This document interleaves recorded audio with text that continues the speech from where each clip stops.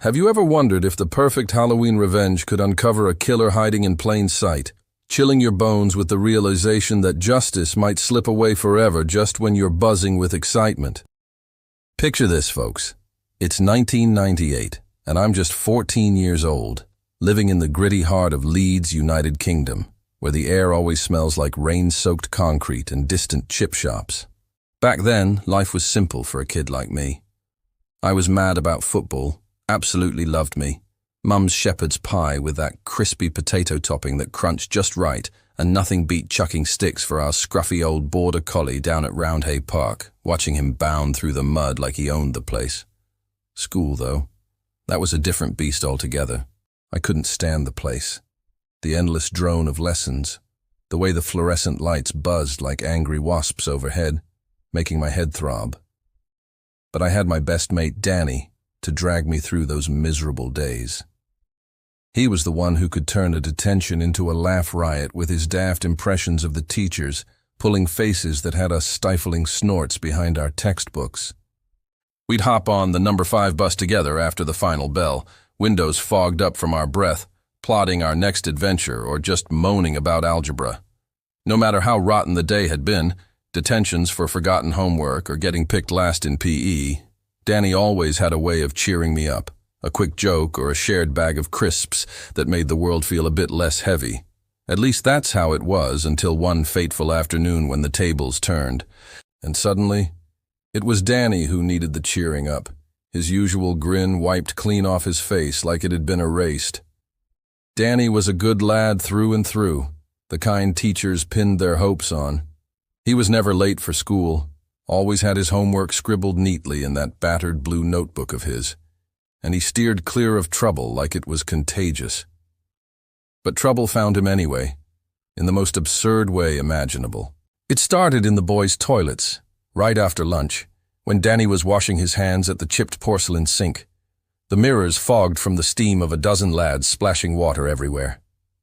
He turns to head out, not paying much mind, and accidentally bumps shoulder first into Mr. Carter, our history teacher, who was striding in with a steaming mug of tea clutched in his meaty fist.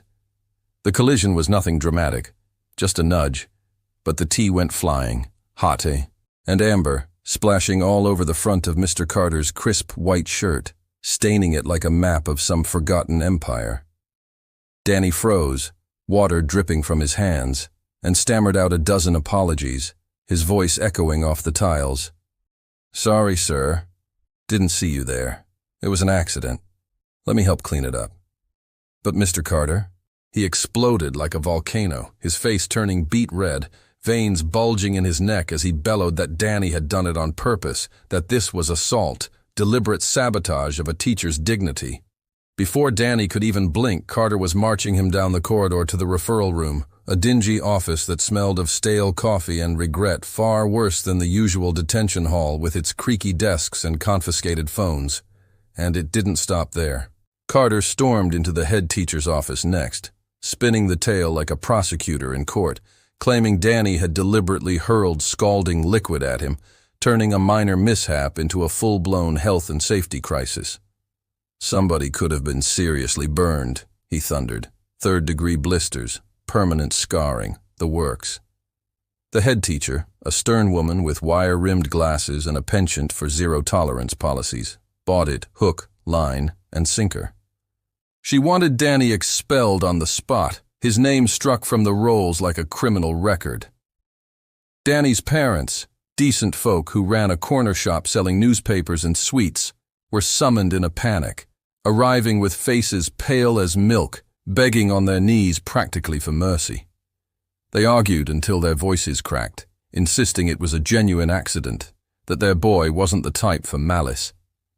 In the end, after hours of pleading and promises of extra community service, they whittled the punishment down to 2 grueling weeks of after-school detention, clocking in an hour each weekday, plus 2 soul-crushing hours every Saturday morning. The head teacher conceded they believed Danny hadn't meant to harm Mr. Carter, but the message was clear. Actions have consequences, even innocent ones. Danny's folks, wise to the world's unfair grind, advised him to keep his head down, bite the bullet, serve the time, and move on without a fuss. Swallow the injustice, they said, because fighting it would only make things worse.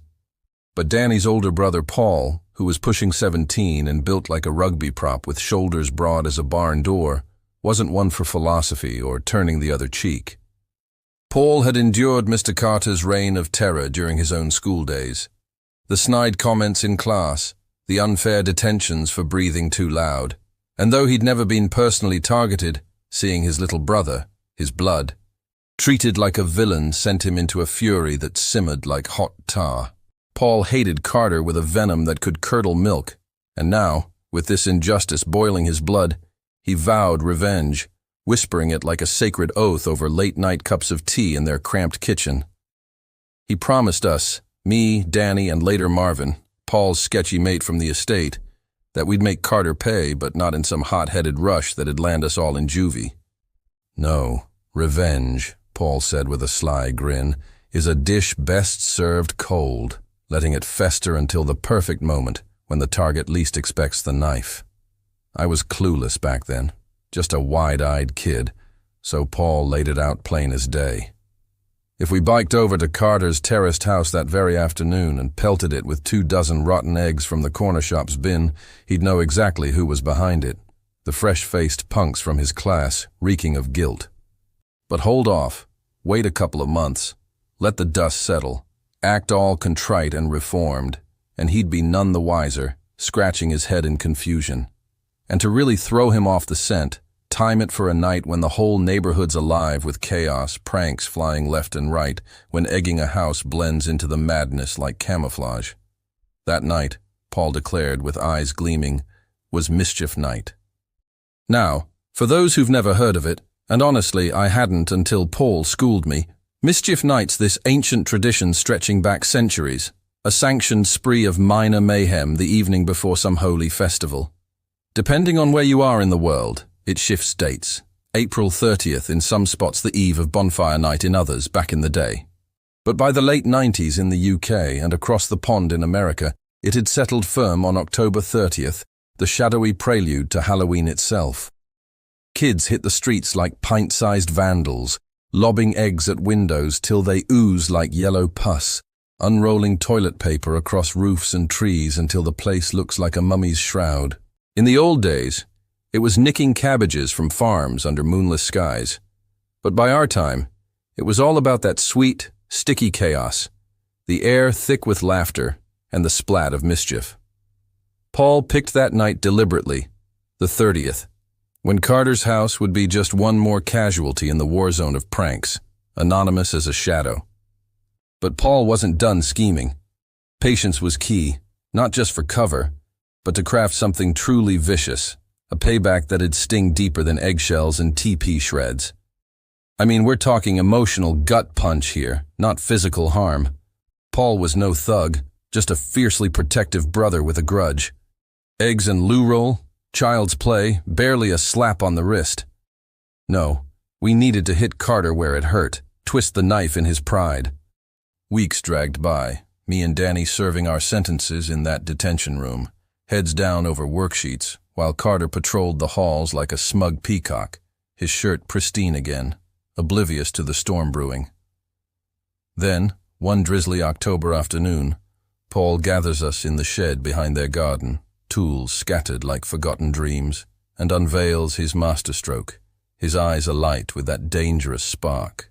Turns out, Mr. Carter was obsessed with classic cars, the kind that purred like lions and turned heads on Sunday drives. He'd sunk a small fortune into a first-series Jaguar E-Type, that sleek silver beast from the 60s with curves like a supermodel and an engine that roared like thunder. It was his baby, his pride and joy, the thing that got him through the drudgery of teaching spotty teens about dead kings and dusty battles. He kept it locked in his garage like a dragon hoarding gold, waxed to perfection, not a speck of dust daring to settle. And Paul's plan? We were going to wreck it, dismantle his obsession piece by loving peace on Mischief Night, leaving him staring at the ruins of his dreams. Early October, and we're deep in the planning, huddled over stolen ordnance survey maps in Danny's bedroom, posters of Manchester United peeling from the walls. From the jump, we knew it'd be no cakewalk. Brute force was out. Smashing in during the witching hour? Suicide. Carter or one of his nosy neighbors, Mrs. Hargreaves next door with her yapping terrier, would wake to the crash, phones dialing 999 before we could scarper.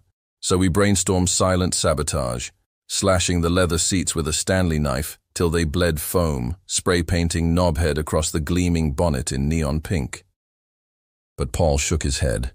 Those ideas too petty, too quick to fix with a mechanic's bill. He wanted Carter to suffer, to wake up every morning for months, staring at the corpse of his beloved Jag, a hollow shell mocking him from the drive. Danny, still raw from the injustice, nodded grimly, signing off on whatever carnage Paul cooked up, his usual spark dimmed to embers. So we got creative, really twisted the knife. Phase 1 kicked off with Paul's mate Marvin, a lanky kid with a bike like a getaway vehicle and a grin that screamed trouble. Marvin owed Paul a favor, or 24 really, and for 3 weeks straight, near every night as the leaves turned gold and fell like confetti, he'd pedal over to Carter's semi-detached on Laburnum Crescent, knock on the front door like thunder, then bolt before it swung open.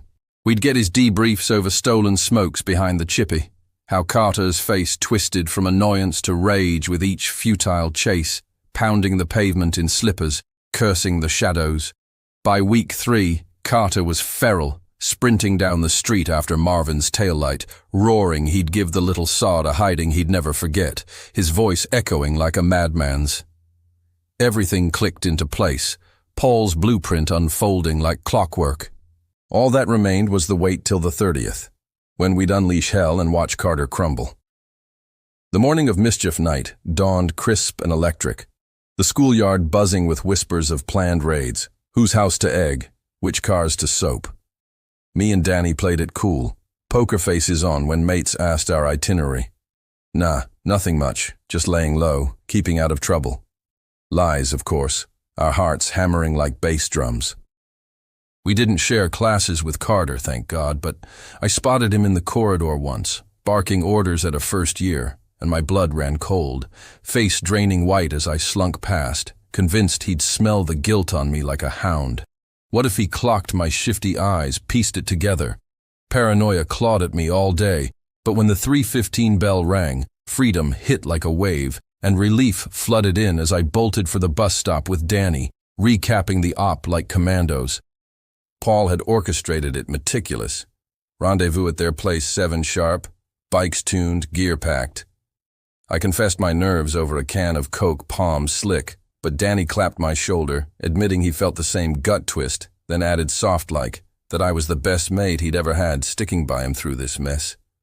That obliterated any wobbles. No backing out now, not for all the tea in China.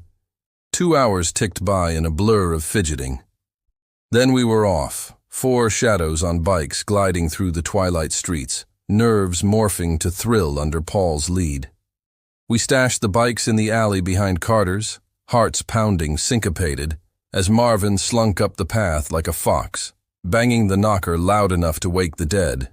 But this time, he didn't rabbit straight off. He lingered till the door cracked, then yelled, "Catch me if you can, toss pot," before pedaling into the gloom. Carter erupted, a beast unchained, screaming incoherently as he lunged for his everyday motor, a battered Ford, not the precious Jag, and reversed wildly, tires screeching as he tore after Marvin's fading light. Elation surged through us.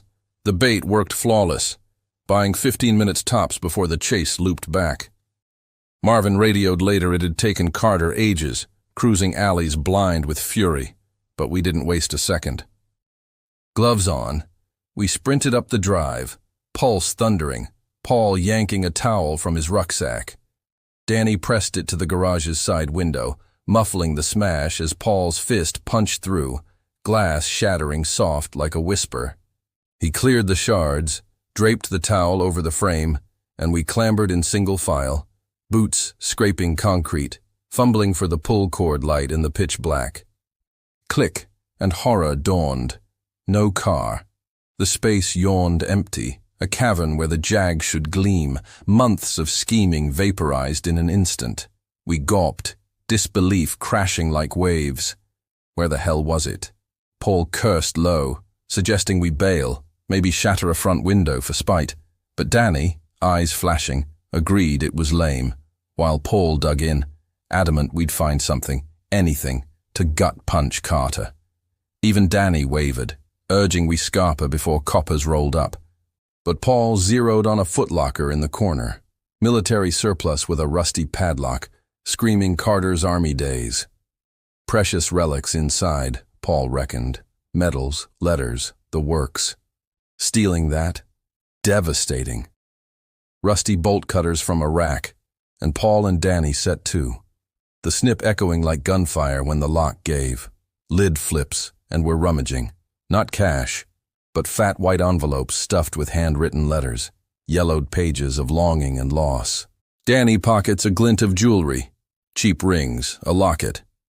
Then Paul hauls out a framed photo of a young woman, pretty with soft features, and a glass jar cradling a lock of brown hair tied with faded ribbon. I figured niece or kin since Carter was a lone wolf, no wife or kids in sight. But Paul's face drained, dropping the frame like it burned, growling at Danny to ditch the jewels. Why, Danny pressed, but Paul bolted for the window, barking, we leg it now, no arguments. Danny kicked up a fuss, demanding we hit back proper, but Paul's no was iron. Final as a grave. Out we tumbled, snatching the towel, sprinting to our bikes, Paul hissing, follow me, don't stop till I say. We pedaled like demons, lungs burning, legs screaming, till Paul eased up blocks away, collapsing against a lamppost, breath ragged. Me and Danny wheezed questions. What spooked you, a photo? But it wasn't the girl. It was her fate. Paul, 3 years our senior, remembered scraps from before our time. A lass vanished on Ilkley Moor, that wild heathland where fog swallows souls. Her face plastered papers for weeks, massive search, no body ever found, presumed dead but lingering like mist. The photo? Dead ringer, Paul swore. And that hair, those trinkets, hers no doubt, trophies from horror. Danny scoffed at first, but Paul's certainty chilled us bone deep. Brain short-circuited, Paul no liar, no coward. What we'd stumbled on was evil incarnate. Carter, our smug teacher, a monster? No, had to be mistake, relative's memento maybe. But Paul's gut screamed truth, and to prove it, he dragged us to a phone box by the parade of shops, slammed in 3 coins, dialed 999 anonymous. Spotted evidence in Carter's garage, he rasped. Missing girl's pic, hair, jewels. Gave the address, hung up, and we fled again, the call sealing it real. No turning back, like Danny dubbing me best mate. We'd cracked open hell. Expected pandemonium, sirens wailing, coppers swarming, chopper blades chopping night, telecrews filming the takedown. But dawn brought nothing. Just a lone Bobby knocking polite, poking the garage, then buggering off with a nod, dismissing it as mischief night bollocks. Our break-in tipped Carter. He'd scrubbed clean, buried the locker deep or torched it, warning bells ringing. Weeks crawled, me dodging Carter's gaze at school. Terror he'd read my face like a book, peg us as intruders. Paul urged patience. Cops grind slow, he'll fall eventually. But he didn't. Zilch. Then post-Christmas assembly drops the bomb. Carter's off, not to another school, but Hong Kong, some posh international academy. Head paints it glamorous, grand adventure to the east. But we knew, flight. Danny muttered extradition, fancy word for hauling him back if caught, but Paul spun darker. Hong Kong, fresh off British rule in '97, handed to China. No treaty for yanking crooks home. Safe haven, untouchable. Our fault, all of it. Our raid alerted him, chance of raid squashed. Cops might have found the locker on vandalism call, but anonymous tip on prank night gifted him escape. Shame gnaws me still, a twinge like acid. Paul bore worst, booze his crutch by 25, jobless wreck by 30, mates calling him loser blind to the guilt devouring him. Me and Danny clawed free, barely, but that night haunts, a ghost in my bones. What if we'd smashed the Jag and left? Would she rest? Justice. Folks, ever felt revenge curdle to regret? Unearthing secrets that chill deeper than any Halloween fog? Share below. Did your mischief night twist dark? If this tale's gripping your spine, hit subscribe now, it's free. No excuses for missing more truths that lurk in the shadows. We're unraveling horrors together. Don't ghost us. What if picking up a ride on a lonely Halloween highway dressed as a ghost turns you from hunter to hunted by a soccer mom, turned zealot with a gun, and a god complex that nearly exorcises you from life itself? Let's dive in, you lot, because this one's from my bones. It's October 31st, 2000 and something in the flatlands of northwest Texas, where the horizon stretches forever under a sky bruised purple at dusk, and the wind whispers secrets through the mesquite trees. I'm 19, fresh out of high school with dreams bigger than the oil rigs dotting the plains, working shifts at the X-Fab semiconductor plant in Lubbock, soldering circuits under harsh fluorescence that hummed like distant thunder. Mornings were ritual. Carpool with two grizzled co-workers, Barry and Jess, who chain-smoked Camels and griped about quotas, pulling over at Hebrew's coffee shop for go juice, black as tar, strong enough to wake the dead. That's where I met Rita, this firecracker with auburn curls and a laugh like wind chimes, slinging lattes behind the counter amid the sizzle of donuts frying golden. We bonded over glazed versus jelly-filled, debating like philosophers, and when she flashed that single ringless finger, I pounced, swapping digits faster than a jackrabbit. Texts flew thick and fast, memes about bad bosses, playlists of Waylon Jennings, her teasing my plant jockey life. By mid-October, we'd notched a couple dates, diner burgers under neon signs, stargazing on her pickup's hood, her head on my shoulder as coyotes yipped in the distance. With Halloween looming like a full moon, I shot my ask. Plans? She grinned over the phone, voice husky from a cold, spilling about a bash at the country club up near Leveland, fancy folks in costumes swilling punch laced with something stronger. Tag along? Hell yes, I said, wild about her already. My mates all couch-bound with PUBG marathons and lukewarm beers. Why not? I dusted off my Ghostface get-up from 2 Halloweens back, black robe ragged at hems, plastic mask cracked but serviceable, Scream vibes straight from the screen. Rita's crew warmed quick to my charm. I spun yarns about plant ghosts haunting the clean rooms, had 'em howling over refills. Night hummed electric, fog machines belching mist across the lawn, bass thumping from speakers strung in oaks, air sweet with candy corn and bonfire smoke. Rita, a vixen witch in fishnets and pointed hat, clung close, her breath warm on my neck amid the crush. Fun peaked till she vanished to the loo, powder room in the manse's belly, returning pale as buttermilk, eyes wide with that oh flicker. Her ex, she hissed, crashed the party uninvited, meant to be offshore on Gulf rigs wrestling pipes, but schedules shifted, and now he's prowling, a storm cloud in flannel. Get out, she urged, before he clocks you and fists fly. Guy's a powder keg, jealous streak mile wide, buddies worse. Gut sank. I craved the night with her, but brawling some roughneck? Nah, not my style. Kissed her fierce, promised call tomorrow, slipped through the throng to the gravel drive, pulse jackhammering. Freedom teased, then shouts erupted behind. That's right, you get the hell out before I kick your ass. Raw venom slicing night. Glanced back. Burly bloke. Rita's ex, no doubt, thrashing against meathead pals holding him. Face twisted hate under porch lanterns. Yells chased me down the lane, slurs about stealing his girl, threats of broken bones as I hit the blacktop, feet pounding tarmac. Shallow water. My goal, 10 miles trek, couple hours on Shanks Mare. But Rita's fire kept me warm, thoughts of her curves and quips fueling strides. Phone buzzed mid-stride, her text, frantic, ex-raging, sparked another dust-up, booted with his crew, but they're gunning for you, car hunt to deliver that ass whooping promised. Gut clench hit hard. They wheeled, I footed, math didn't lie, minutes till intercepted. Ghost mask ditched at the party, but robe flapped like wings. Absurd in hindsight, jogging highway shoulder under sodium lamps, every headlight a potential doom.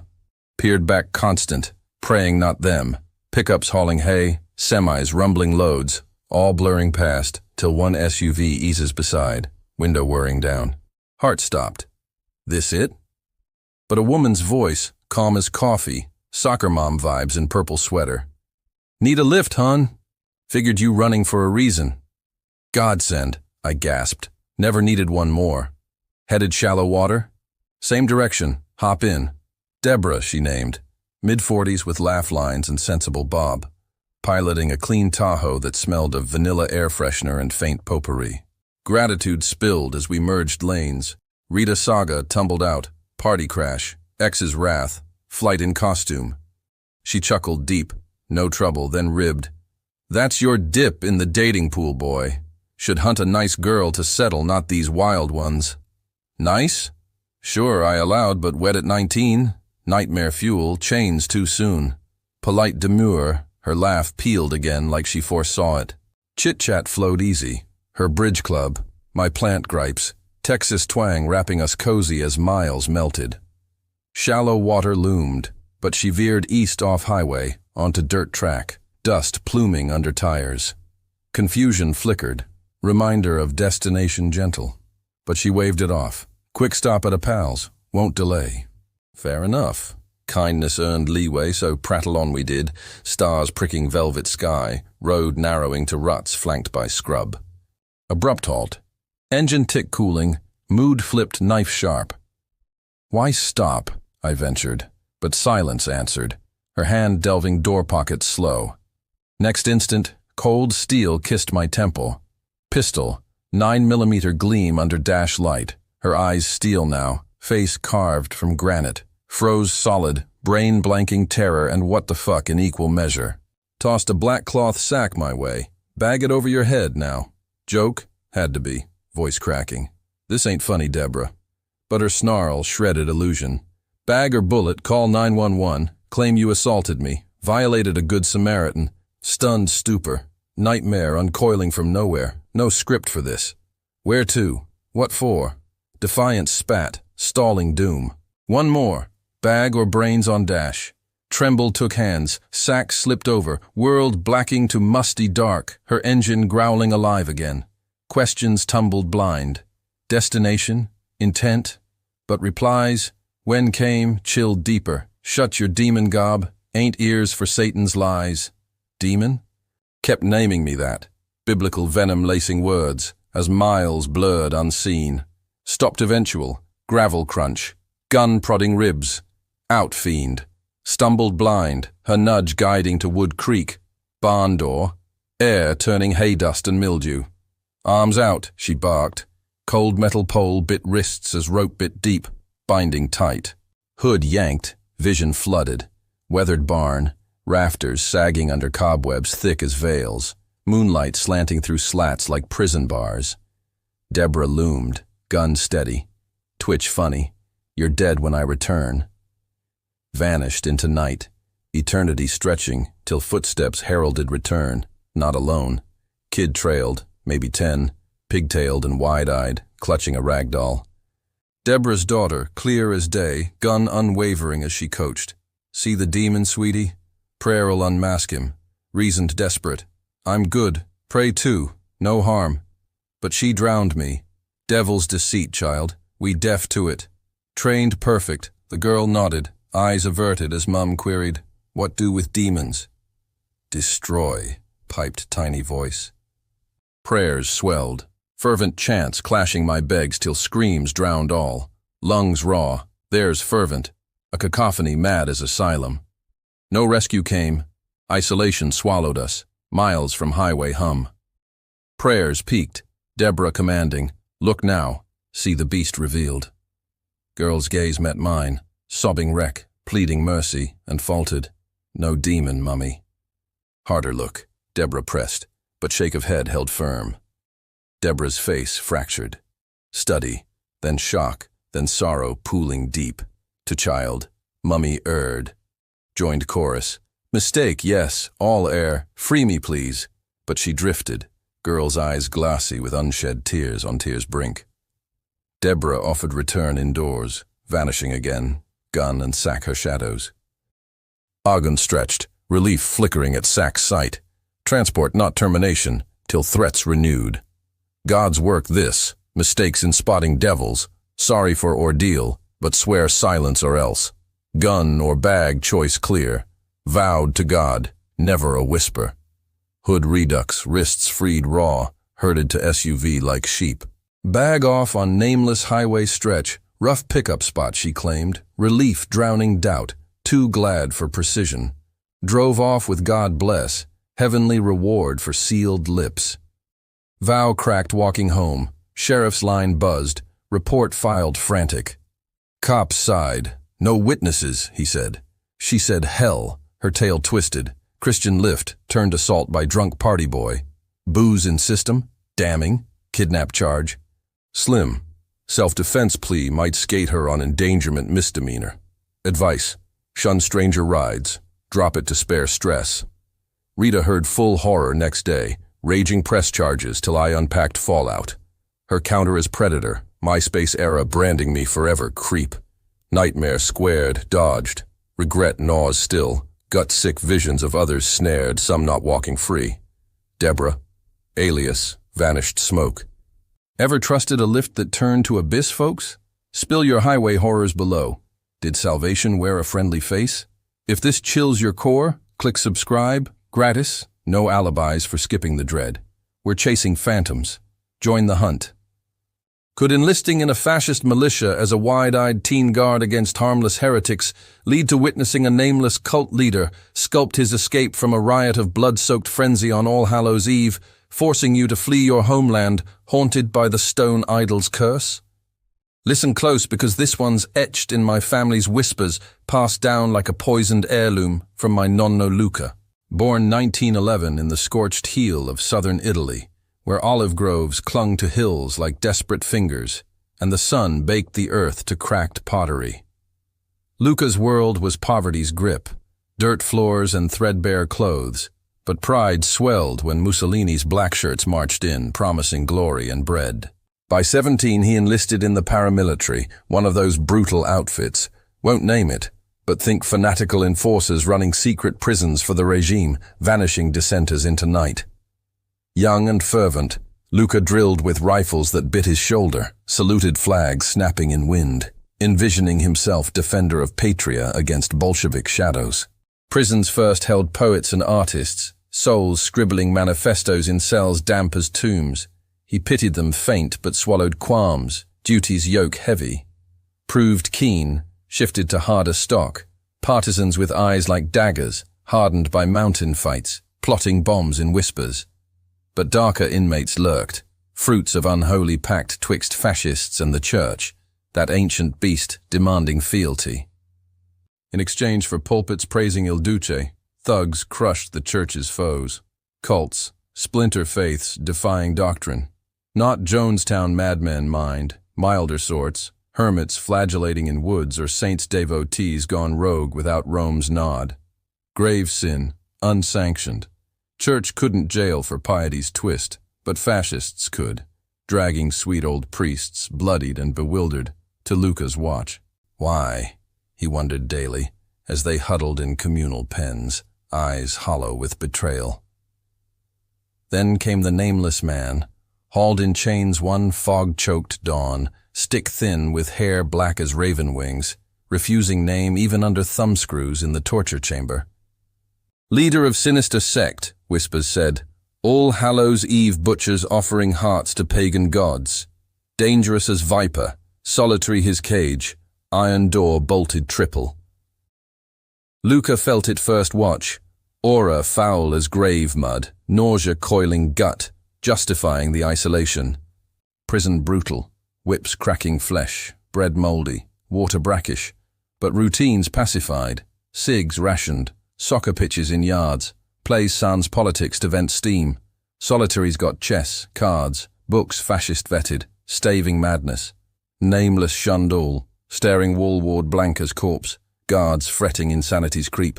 Queried wants, ball to bounce, Bible, rock and sandpaper, he rasped, voice gravel. Up to warden, who shrugged harmless, no blades, delivered next feed, and weeks blurred, jagged stone smoothed under patient rasp, oblong as pill grown, guards peeking progress like voyeurs. Coinciding, General Pop soured, demands for exercise yards wider, gruel-swapped stew, murmurs swelling to chants. Beatings quelled some, starvation others, but fury fermented, courtyard soccer turning brawl, slogans free Italy scrawled in blood. Warden dodged bullets, no death camp this, opting pleas. All Hallows' Eve truce, fresh loaves and wine crates, cup per man. Nuclear olive branch meant to douse flames. But rejection roared louder, prisoners spitting offers, demonstrations doubling. Wardens snapped, beatings redoubled, starvation tripled, unrest birthed riot dawn to dusk, frenzy unholy. Prisoners tore guards limb from limb, then kin, friends ripping throats barehanded, courtyard slick crimson puddles, air screams and iron tang. Chaos biblical. Guards withdrew, ringed walls, picking off escapees with rifles cracking. One breached, felled mid-stride. Dawn broke red, re-entry nightmare, corpses strewn like dolls, blood pooling ankle-deep in spots, survivors cowering cells, wounded mewling. Counted heads, one void, nameless man's. But cell no empty, prisoner sprawled, unconnected, heart excised clean, cavity gaping. Searched frantic, convinced hidey hole, but nada. Escaped. How? Probe fierce, warden fingering guards, cult mole, bribed. Luca grilled hours, threats of cells or worse, but innocence held. To save neck, official line, died riot, remains mangled unrecognized. Acceptable lie, truth, vanished, buried deep. Guards muttered more, stone shaping sparked unrest, smoothing synced tempers flaring. October 31st completion. Jagged to idle perfect, man fig small but eerie, hours pre-slaughter. Forbidden talk, transfers banned lest whispers spread. Luca snapped, flee or forever damned. Deserted post, smuggled France ward through smugglers' webs, shipped to New York by December's chill, first Christmas solo, tongue thick with Italian amid skyscrapers' roar.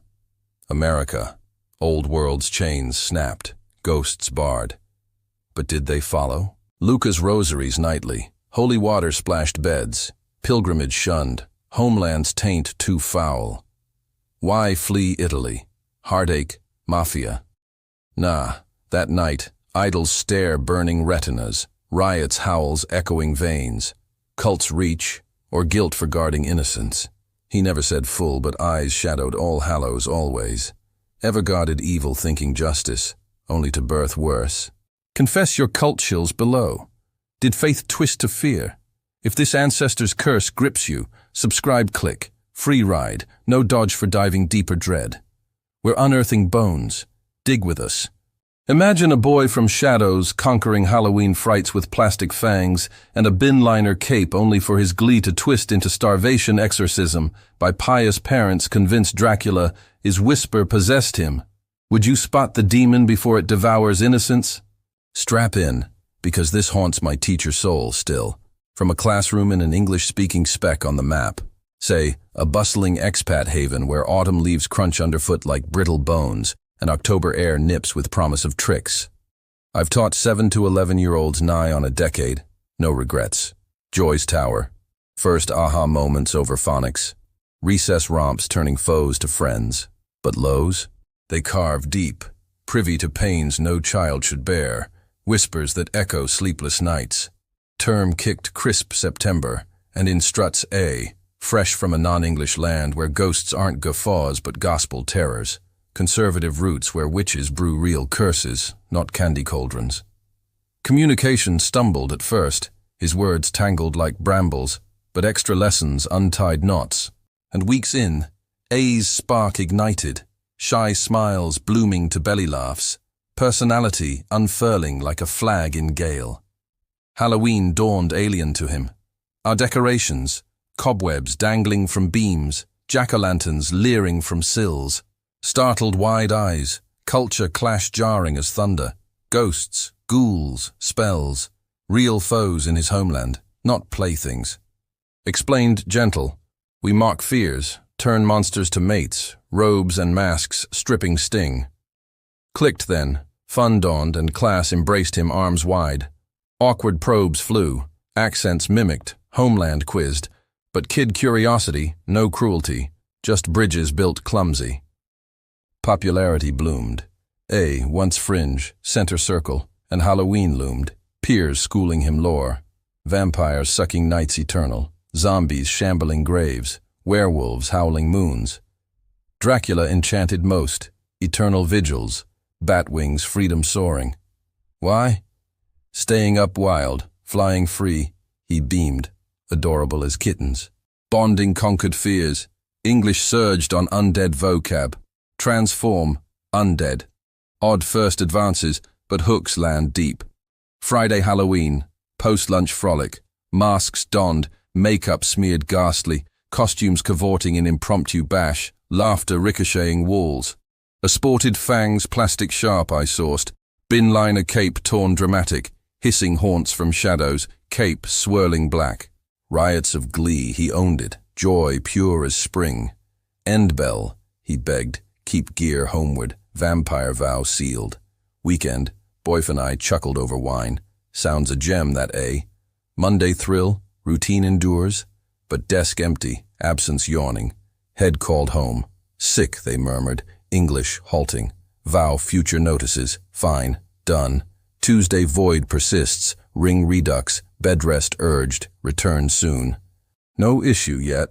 Week waned, next dawned bare, worry wormed. Third call. Doctor seen?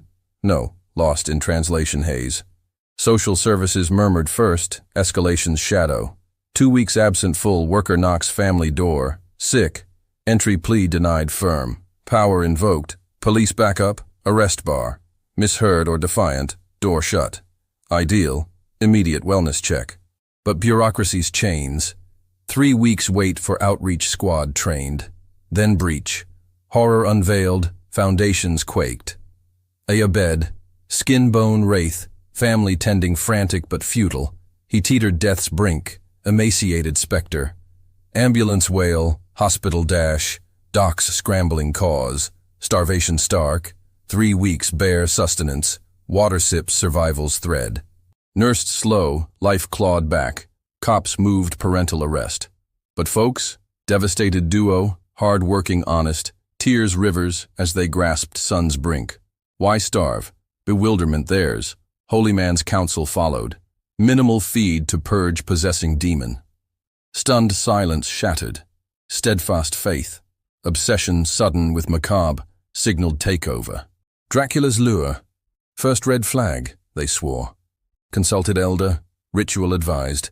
Exorcise via famine, starve spirit from flesh. Third week nadir, holy man summoned home for rite.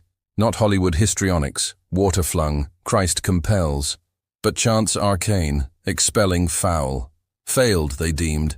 Fast endured, boy wasting to husk. Hearing crushed me. Career's nadir. Visualizing tiny frame withering. Parents' eyes fervent with salvation's lie. Heart fractures, spine shivers equal. Parents jailed brief custodial bids. Fostered afar, new kin's haven. Monday morn, I'd craved fang flash encore Dracula devotion. Oblivious, he'd vanished forever. Ever taught a spark snuffed by superstition's blade? Share classroom chills below. Did innocence evade your watch? If this neglect's nightmare grips, subscribe tap, free, no evade for exposing faith's dark flips. We're guardians, stand vigilant. What if your all-nighter cram in a dorm basement unearths not just exam gold, but a poltergeist fury that hurls books and whispers your name, turning scholarly grind into spectral siege on the eve of All Saints? Pull up a chair, or don't, if shadows scare, because this is my vigil gone vile, back in '99 at a Midwestern college campus, where autumn oaks shed crimson carpets and frat chants echoed like distant drums. I'm pulling an all-nighter for psych finals, commandeering the basement study lounge in my co-ed dorm, a warren of vending hums, and flickering tubes buried under layers of brick and forgotten dreams. Rooms a crypt, walls papered faded yellow, desks scarred initials from generations, air thick with old pizza crusts and printer ink. I claim the corner carol, fortifying with monster cans, highlighters bleeding neon on notes, laptop glow my lone lantern. Campus quiets post-midnight, halls emptying to snores. But me? Wired, diving theories, Freud's ID snarling subconscious, Pavlov's bells conditioning dread. Hours blur, 2 a.m. ticks, when chill creeps, unnatural draft snaking vents though sealed tight. Shrug it, overactive brain, caffeine jitters. Press on, but rustle sounds, pages flipping solo across the room, like wind, but still air. Heart skips, glance up, nothing, shadows pooling harmless. Back to Skinner boxes, but chill deepens, breath fogging like winter breath. 3 a.m., overheads buzz frantic, then pop. One by one, bulbs shattering glass rain, shards tinkling like chimes. Panic pricks. Yell for maintenance, voice swallowed silence. Lights out full, emergency reds pulsing vein-like. Laptop screen soul beacon, but battery drains phantom fast, from full to flickering in winks. Unplug, replug, nope, dead as doornail. Now real fear coils, trapped in black, finals looming dawn. Fumble phone, beam sweeps, carol intact, but across lounge, books levitate slow, spines cracking open mid-air, pages riffling furious. Whisper slithers then, my name, soft, childlike, from nowhere. Freeze, sweat beating cold, call out, who's there? Laughter tinkles, not merry, malice laced, echoing walls. Books hurl now, missiles thudding carpet near, one clipping shoulder sharp. Bolt upright, chair toppling crash, bolting for stairs, but door, propped wedged earlier, slams autonomous, knob ice under palm, unturning. Pounded frantic, pleas muffled, but whispers swarm. Stay, play, know me. Memories dredge. Dorm law, girl jumped from roof 82. Psych major crushed exams, spectre said to haunt basements, luring studiers to madness. No believer then, but now, faith forced. Tries reason, talk, what want.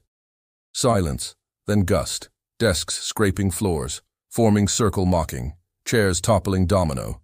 Phone dies mid-dial, beam dying to spark. Cornered back to wall, whispers crescendo. Join us, fail no more. Visions assault. Her face, pale oval under fluorescent, eyes hollow exams void, plummet replaying slow-mo. Scream rips, fists battering door till knuckles bloom red. Dawn cracks eventual. Janitor's keys jangle salvation. Finding me huddled fetal, lounge pristine. Books shelved neat, bulbs intact, door unscarred. Hysteria spilled, he chuckles. All-nighter ghosts, kid, hits hard. But I knew. She claimed company, loneliness lash. Ever studied through siege, turning facts to fright? Drop your cram haunts below. Did academia awaken unrest? If this spectral study shakes, subscribe swift, free pass, no skip for spectral secrets. We're decoding dark, decode with, and remember subscribe, or let these haunts shadow unseen. Thanks for truth-seeking with us.